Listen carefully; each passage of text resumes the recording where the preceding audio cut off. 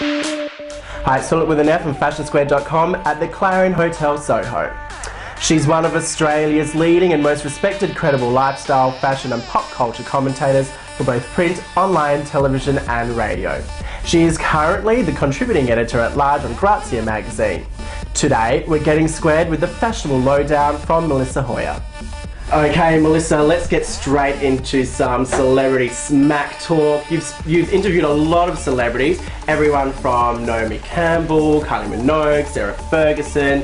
Have any of them ever got diva on you?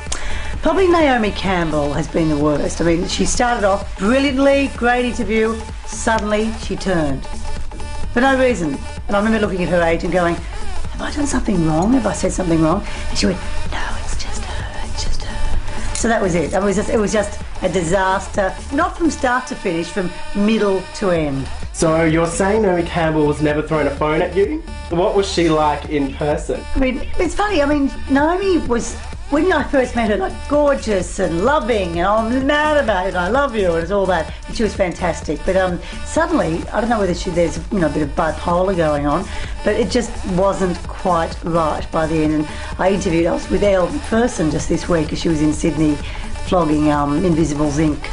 And she works the media very well. When you interview her, she talks to you, she's got it so down pat, the answers are exactly there. Then you get off stage and she just turns. Not turns in a bad way, but she has sort of the one persona, the interview persona, then she has her sort of normal persona, and they are very, very different. Okay, so you're in Grazia magazine, you work with Grazia magazine, often editing the trends. What would you say some of our top summer trends are? With Grazia, I just work with them, not all the time, because I work with radio and with Channel 7 and a whole lot of things. That's one of my roles. But certainly, I mean, I think the one trend that I think we all know about is colour blocking. I mean, it's all about putting the most obscure colours together, but in a tasteful way. I think that's probably the one thing that everyone out there is looking at and probably can do, but be really careful in doing it. Are there ever any looks on the runway that you ever go, how the hell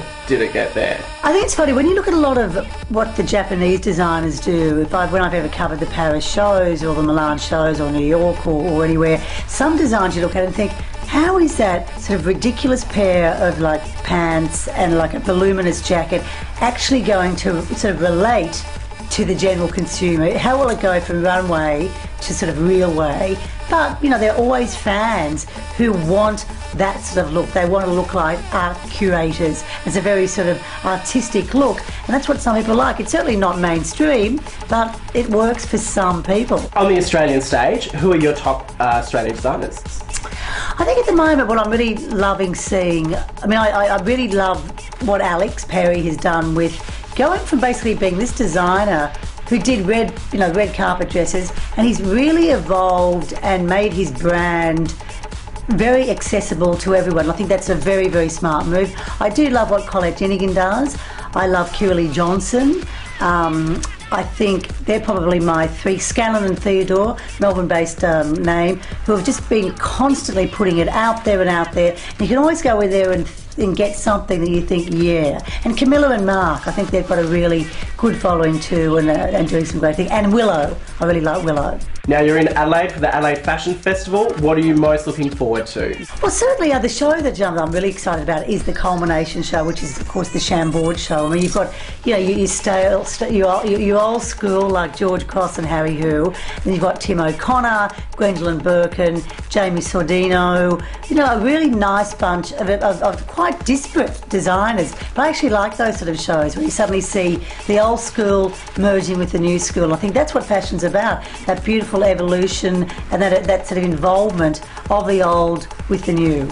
If there's more you'd like to learn or quiz Melissa on, you can tweet her, and just keep tuning in to FashionSquared.com.